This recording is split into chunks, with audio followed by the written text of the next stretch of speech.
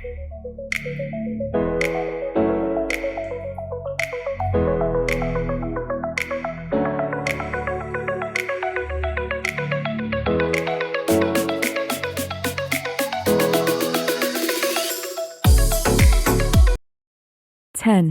nine, eight, seven, six, five, four, three, two, one, zero.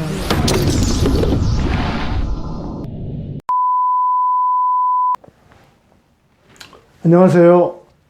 블랙펜TV의 송창석 기자입니다. 오늘은 아세안 얘기를 먼저 좀 꺼내보도록 하겠습니다. 지난주에 아주 재밌는 뉴스가 하나 소개됐습니다. 인도네시아 이야기인데요. 최근에 인도네시아 내에서 젊은 무슬림들 사이에서 데이트 금지 운동을 데이트를 하지 말자는 이런 금지 운동이 벌어지고 있다고 합니다. 좀 특이하죠. 현지 언론에 따르면 이제 이름이 인도네시아 땀바 빠짜란 이런 건데요. 인도네시아는 말 그대로 그냥 인도네시아. 그리고 땀바는 뭐뭐 없이, 영어로 치면 without 이런 거고요. 그다음에 빠짜란, 이 이제 인도네시아 말로 빠짜르라는 게 이제 우리가 이제 사랑한다, 영어로 치면 love 이런 겁니다. 예. 그래서 빠짜르란 말은 인도네시아 젊은이들 사이에서 되게 많이 쓰는 말인데, 빠짜르.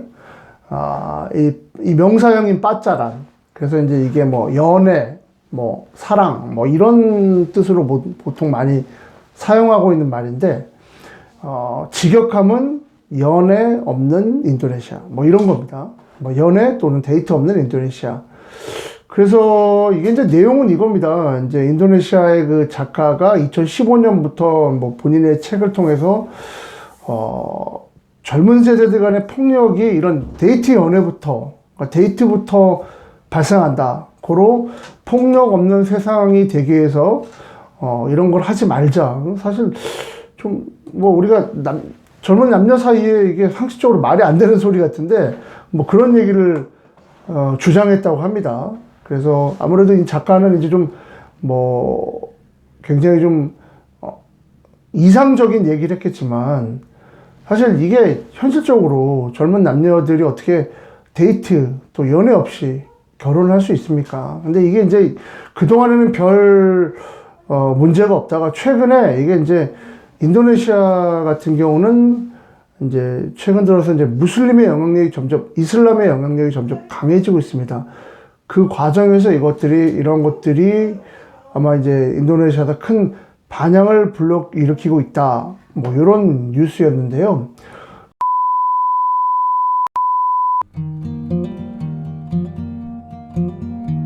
그래서 오늘은 그 인도네시아를 비롯한 또 인근의 말레이시아, 또 말레이시아 옆에 있는 브루나이, 요 나라들은 공통점이 종교가 이슬람이 좀 많습니다. 그래서 인도네시아를 주변으로 한 아세안 국가 내 그 이슬람 종교에 대해서 좀 알아보는 시간을 갖도록 하겠습니다.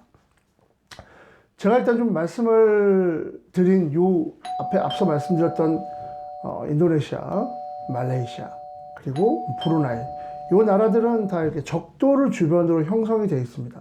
브루나이는 말레이시아, 보르네오, 인도네시아 사람들은 깔리만탄이라 불리는 고섬에 조그맣게 같이 있는 나라이고요. 굉장히 작은 소국입니다. 그리고 인도네시아 적도를 형성으로 길게 형성이 되어 있고, 말레이시아가 있습니다. 오늘은 좀 인도네시아를 중심으로 좀 이걸 알아보려고 하는데요.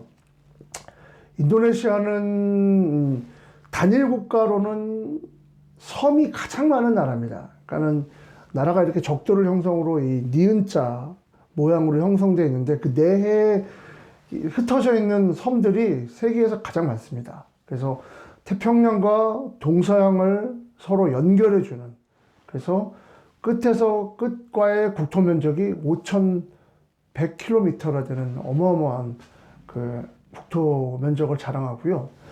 우리나라로 치면 우리나라 한반도보다는 9배나 면적이 크고, 전 세계에서는 면적만 치면은 15번째라 합니다. 근데 이 내해, 그러니까 이 안에 그 섬, 그 바다까지 치면은 거의 탑5에 들어갈 정도로 엄청 큰 나라입니다. 그 안에 무려 17,500개 정도 되는 섬들이 모여 있다고 하니까 엄청나게 큰 나라인데요. 당연히 뭐 인종도 많고 언어도 많죠. 인종도 대략 공식적으로 확인된 것만 한 300개에서 330개. 그리고 거기에 딸린 뭐 언어는 뭐 700개, 뭐 750개 이렇게 얘기를 합니다. 그러니까 이 나라가 그동안에는 서로 뭐 워낙 큰 흩어져 있다 보니까 융합이 안 됐습니다. 그런데 이제 2차 세계대전이 이제 벌어지고 이 나라가 오랫동안 네덜란드의 식민지로 인도네시아가 있었는데 독립을 하는 과정에서 이 나라 인도네시아의 국부라고 불리는 수카르노 대통령이 이 나라를 하나로 만들어야 되겠다 해서 이제 일단 첫 번째 언어를 하나로 통일을 했습니다. 그래서 지금도 인도네시아에는 인도네시아어가 공식 언어로 사용되고 있지만 지역마다 부족 언어가 다 따로 있습니다. 그래서 지역마다 학교에서도 인도네시아 말, 우리는 지금 국어 같은 걸 배우고 또 부족 언어도 따로 배웁니다. 그래서 어쨌든 나라가 하나가 되려면은 언어를 통일해야 한다. 그래서 인도네시아어를 공식 언어로 채택하고 일단 단일 국가를 형성하도록 노력을 했고요. 그 과정에 오늘 조금 어려운 얘기인데 이 인도네시아에 가면 판짜실라라는 이런 말이 중요한 이제 국가 건국 이념입니다. 인도네시아 말은 이제 이게 원래 상인들이 쓰던 언어를 현대적으로 차용하다 보니까 상인들이 쓰는 언어라는 게 뭐 이렇게 다양하진 않지 않습니까? 뭐 저게 얼마냐, 이거 얼마다. 그러다 보니까 가장 쉬운 언어였지요. 그러니까 당연히 수카르노 대통령은 그 언어를 이건 참 쉽다. 그래서 그 언어를 중심으로 하나를 만들자. 뭐 이렇게 해서 이제 그 언어를 공식적으로 사용했는데 그러다 보니까 이 언어가 여러 나라 언어가 지금도 차용되고 있습니다. 뭐 영어도 들어가고요. 네덜란드어에서 영향을 받은 단어도 있고 그리고 이 나라가 이제 그 이슬람이 많다고 하셨죠. 그러니까 당연히 이 아랍어에서 들어온 것도 있습니다. 그리고 원래 인도네시아 쪽에 많이 영향을 준 인도네시아지 않습니까? 그러니까 인도의 영향을 많이 받았습니다. 그래서 인도에서 그 고대 인도어, 흔히 이제 우리 불교계에서는 버머라고 불리죠. 예. 이게 산스크리트어에서 영향을 받은 단어도 있습니다. 오늘 제가 말씀드리고자 하는 이 판짜실라, 요게 바로 산스크리트어에서 온 단어입니다. 그래서 신라는 어떤 뭐 우리로 말하면 영어로 프린시플, 원칙이라고 흔히 얘기할 수 있는 이런 단어고요. 판짜는 5가지라는 뜻입니다. 5. 원래 인도네시아는 리마라는 말을 리마를 많이 쓰는데 이거는 이제 평상적으로 이제 쓰는 뭐 5, 영어 우리 5 이런 의미고 이제 판짜라는 말을 실생활에서 많이 쓰진 않습니다. 근데 이제 어쨌든 이런 단어가 있습니다. 그 이제 산스크리트에서 온 단어인데 직역하면 5가지 원칙 요겁니다. 그래서 그 인도네시아에서 이 5가지 원칙이 무엇이냐? 요건 제가 조금 보고 읽을게요. 저도 기억을 정확히 못해서. 첫 번째, 모든 국민은 하나의 신앙을 가지고 자유로운 신앙생활을 영위한다. 요게 이제 첫 번째 중요한 원칙이고요. 두 번째, 인간의 존엄성에 따른 인도주의를 추구한다. 요게 이제 두 번째 정의입니다. 그리고 세 번째 원칙은 인도네시아는 하나다. 요게 이제 세 번째고요. 네 번째는 민의에 의한 합의 정치를 구현한다. 요건 아마 이제 민주주의를 중요시한다라는 의미인 것 같습니다. 다섯 번째는 법과 질서가 확립된 정의 사회를 구현한다. 요게 이제 다섯 번째 국가 이념인데 쉽게 말하면 첫 번째는 어떤 절대신에 대한 믿음, 두 번째는 인간의 존엄성, 세 번째는 인도네시아는 하나의 나라라는 통일된 인도네시아, 네 번째는 아까 말씀드렸던 대의 정치, 민주 정치, 다섯 번째는 사회 정의. 이렇게 이제 살펴볼 수 있습니다. 이게 이제 굉장히 중요한 이제 인도네시아를 설명하는 아주 중요한 단어인데, 그래서 인도네시아 국가 문양을 보면은 커다란 독수리가 이 5가지 문양을 된 방패를 딱 잡고 있습니다. 심장에 있나요? 뭐 이렇게 어쨌든 그렇게 되어 있습니다. 그래서 이제 이 독수리는 가루다라는 일종의 이제 상상의 나라 속에 있는 그런 큰 새입니다. 그래서 인도네시아 이렇게 오가는 항공사 이름이 가루다 인도네시아입니다. 가루다. 국영은 거의 항공사인데, 이 가루다라는 큰 새가 이 판차실라라는 이 마크를 딱 쥐고 있는 게 바로 인도네시아 국가 문양입니다. 그럴 정도로 이 판차실라는 중요한데, 제가 이게 오늘 왜 남의 나라의 이 건국 이념을 왜 설명하느냐, 지루해하실 분도 있을 겁니다. 이게 왜 중요하냐면요, 인도네시아는 사회 통합이 제일 중요했습니다. 그래서 어느 정도 종교의 다양성을 인정해 줬습니다. 6대 종교가 공식적으로 이 국가에서 허용이 되는데요. 첫 번째 이슬람, 두 번째 기독교, 개신교죠. 세 번째 캐톨릭입니다. 가톨릭. 네 번째 불교입니다.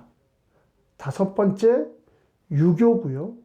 여섯 번째 힌두교입니다. 그래서 이 6가지 종교에 있어서는 종교의 자유를 인정합니다. 그리고 저도 정확히 보지는 못했는데, 그 나라의 우리로 말하면 주민등록증에 보면 이 종교에 따라 색깔 이거를 표시하게 되어 있습니다. 그러니까 이 5가지 종교는 허용이 되는 거고요. 이 5가지 종교가 아닌 종교에 대해서는 공식적으로 인정해 주지는 않고 있다고 저도 알고 있습니다. 근데 그 중에서도 단연 가장 많은 종교, 혹자는 87%, 그래서 84% 정도는 이슬람입니다. 그러니까 전 세계에서 단일 국가에서 이슬람이 가장 많은 나라가 바로 이 인도네시아입니다. 근데 인도네시아에서는 그렇다고 해서 다른 종교를 믿는다 해서 어떤 차별을 받거나 그러진 않습니다. 물론 비공식적으로 현지에서 선교 활동을 하시는 이제 개신교 선교사님들 얘기를 들어보면 그렇지 않다라고 하시는 분들도 있는데, 어떤 공식적으로 이 나라에서는 종교를 다르다는 이유만으로 차별을 하는 것은 안 된다. 이게 이제 굉장히 중요한 원칙이었는데, 자카르타에 가면 그래서 제가 지금 정확히 어딘지는 기억이 안 나는데, 이렇게 이제 자카르타 시내에 가면요, 구도심에 가면 큰 길을 가운데 놓고 이쪽에는 이슬람 사원이 있고요, 반대편에는 카톨릭 성당이 이렇게 마주보고 있습니다. 이게 이제 인도네시아 사람들이 되게 자랑스럽게 생각하는, 우리는 서로의 종교를 똑같은 규모가 서로 마주보면서 서로의 종교를 인정하는 그런 모습을 보이고 있는데, 그걸 가지고 인도네시아 사람들은 우리 이렇게 남의 종교를 인정하고 존중한다, 이걸 많이 이제 자랑을 하는데, 최근 들어서는 그런 경향이 점점 옅어지고 있어서 좀 안타깝습니다. 처음에 제가 말씀드렸던 데이트 없는 인도네시아 마찬가지입니다. 이게 이제 여기에 이제 이슬람 젊은 친구들이 가세를 하면서 이 운동이 급속도로 확산이 되고 있는데, 굉장히 이슬람이라는 종교가 굉장히 금욕적인 종교입니다. 원칙주의자이고요. 근데 인도네시아는 그동안 그렇게 강성 이슬람이 강한 나라는 아니었습니다. 근데 이제 최근 들어서 저는 개인적으로는 이러한 경향이 인도네시아가 이제 어느 정도 국력이 격상되고 또 생활 소득도 올라가다 보니까, 아무래도 이제 우리가 경제적으로 어렵고 먹기 살기 힘들면 사실 종교에 대해서 우리가 이게 강하게 의존하거나 그런 경향이 좀 떨어질 수 있는데, 이제 어떻게 보면 이제 본인들이 이제 먹고 살 만한 여력이 되니까 종교에 관심을 갖게 된 거죠. 그러면서 우리가 이제는 원래 흔히 인도네시아 사람들이 말하는 것처럼 알라의 뜻대로 살아야 되는 거 아니야? 라는 이제 이런 경향이 강해지면서, 거기에 최근에 이제 중동 국가의 원리주의자들, 근본주의자들이 가세하면서 인도네시아가 굉장히 강성 이슬람 원리주의자들이 득세하고 있는, 사회가 굉장히 경도되고 있는 그런 상황에 놓여 있습니다.